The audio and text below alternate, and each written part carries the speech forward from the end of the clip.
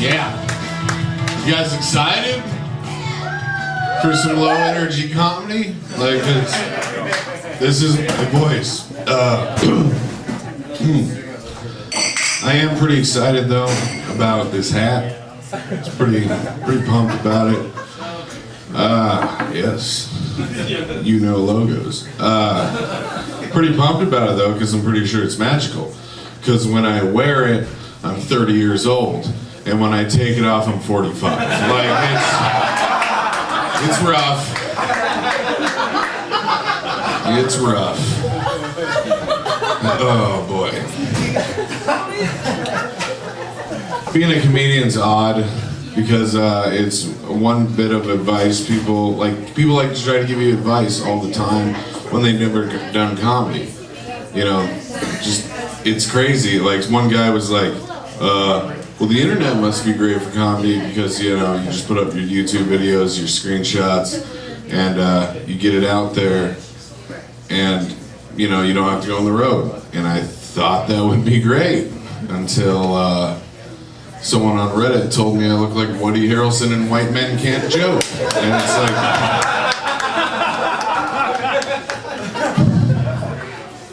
and that's depressing because that's funnier than anything I'll ever write. Like, that is a much better joke. But I'll continue. I will continue. I'm a big fan of memes. It's fun. Yeah, got some fans in the house. I saw a meme, my uncle shared it. It said, Sheriff, you rode in the back of a pickup truck and survived. It's kind of fucked up, but I guess if you didn't survive, you can just keep being dead. Like, that's... I guess that's what happens. Another one was very inspirational. It was great. It said, be the person you needed when you were younger.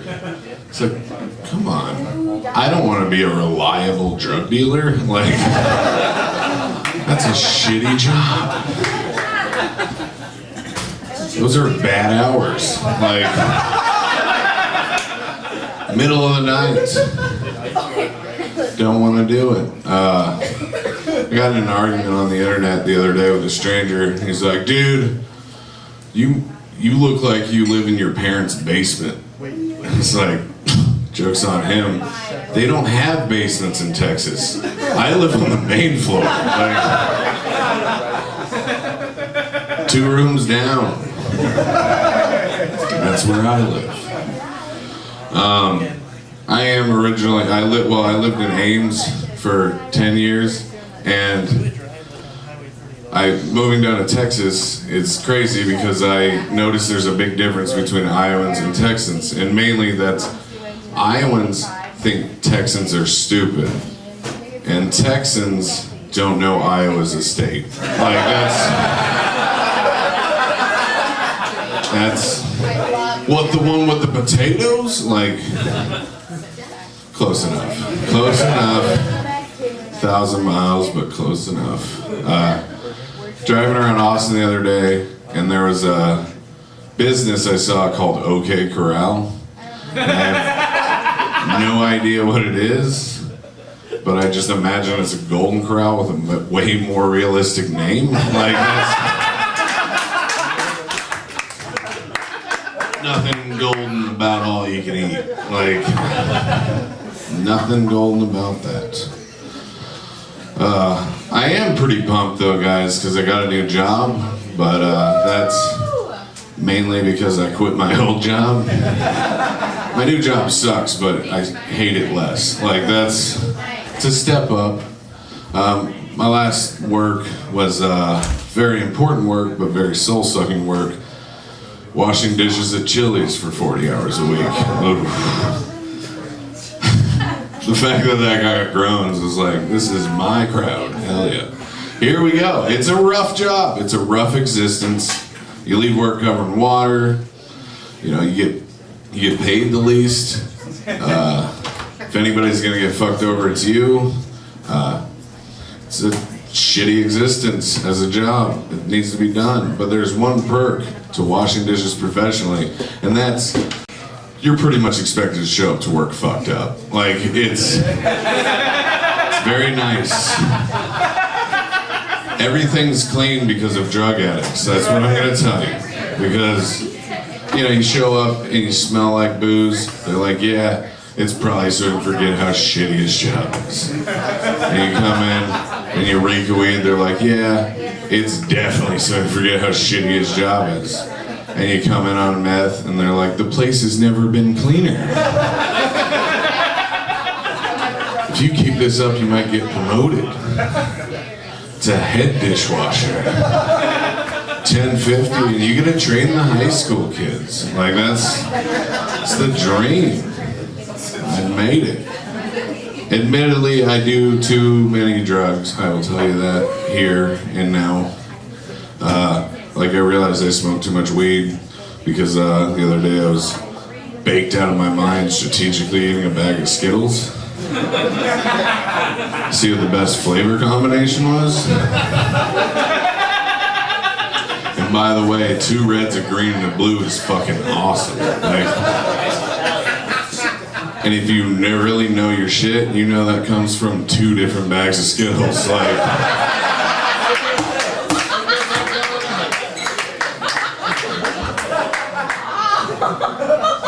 I'm a pro.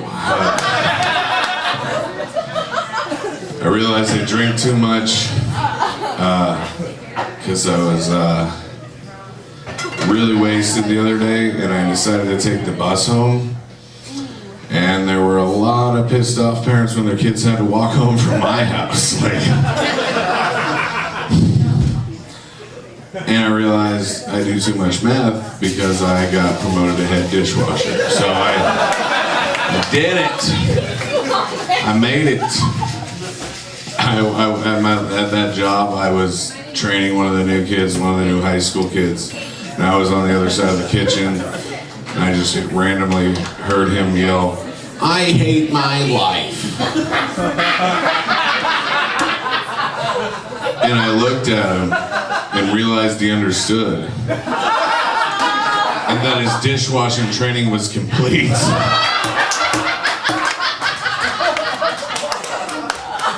You can do this on your own now, young dishwasher. You have mastered Zen.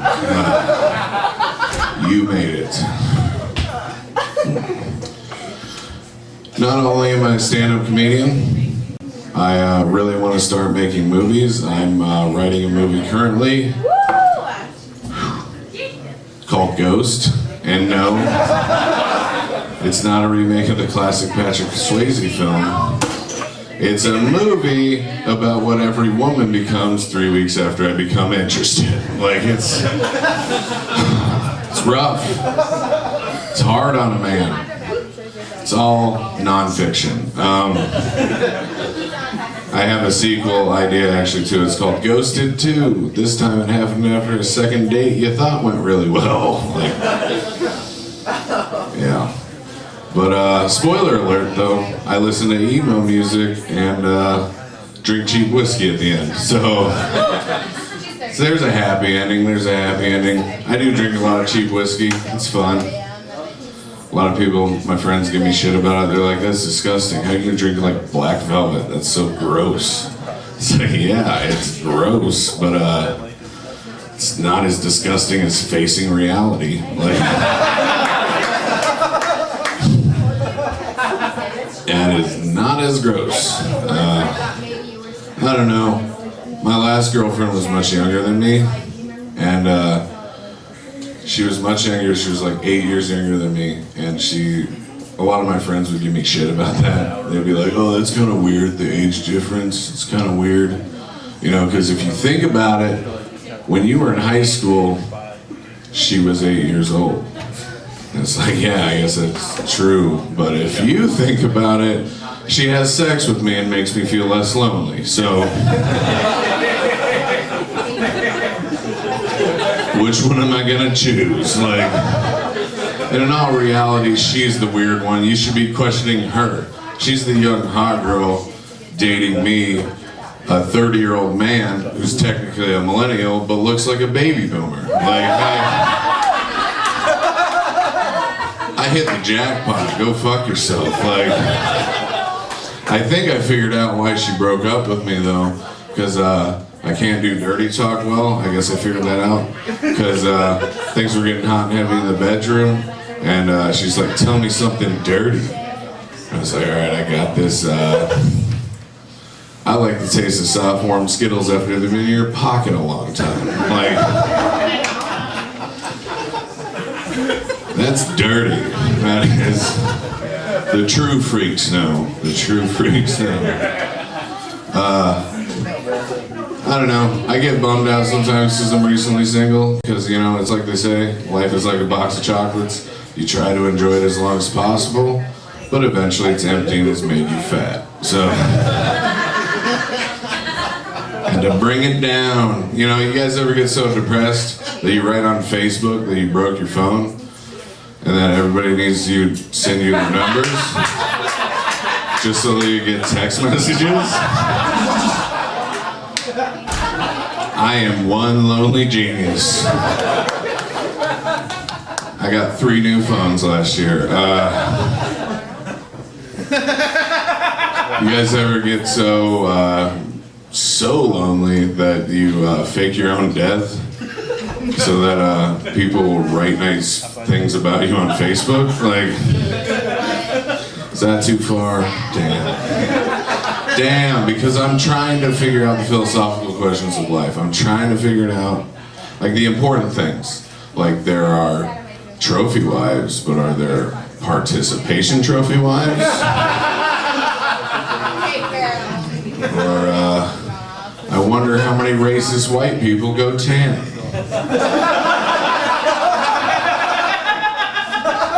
That one bugs me all day. Or, most importantly, if there are 360 people involved, is that considered a perfect circle jerk? Because, mathematically it works out. You know, we could make a Facebook event. We gotta test it scientifically. You know, we gotta make sure. In theory it works, but we make a Facebook event. Invite all the boys. But this one's important. You can't flake. If you say you're gonna come, you better come. This is for science. This is important. But going back to that, I am been a kind of bummer to my friends lately because you take it out on the ones you love. And my friend was like, if I were in a relationship, I'd just snatch you right up. Which was trying to help my confidence, boost my self-esteem. And it worked. Because now with the confidence, I can get away with murdering her boyfriend. Then we can be together forever. Forever. Another friend is like, man, you complain about being sad, you complain about being lonely, you complain about not getting laid. Why don't you just get a prostitute? It's like, come on, dude. I can't afford to fall in love with a prostitute. And that's my time. Thank you very much.